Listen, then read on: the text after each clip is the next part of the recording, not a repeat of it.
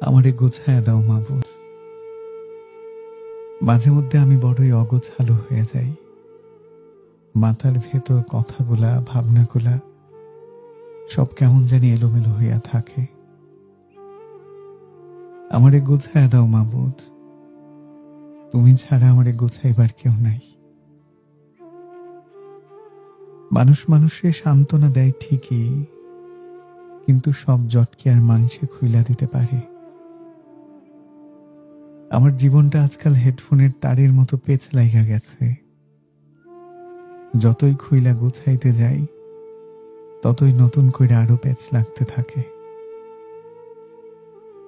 একটা জট খুলি তো আরেকটা কেমন করে যেন আঙুল জড়াইয়া ধরে। মাবুদ, মাবুদ, নিজেরে গোছানোর চেষ্টায় আমি এখন ক্লান্ত। আমার শুধু ধৈর্য ফুরাইয়া যায়। মন চায় এইসব প্যাচ খোলার চাইতে কেচে দিয়া কাইটা ফেলাই পেঁচানো তারের জীবন। কিন্তু কাইটা ফেললে জট খুললেও অকেজো হয়ে যায় হেডফোনের তার। অকার্যকর অকেজো জীবন নিয়ে আমি কই যাবো মাবুদ? আমি তাই তোমার কাছেই ফিরা ফিরা আসি।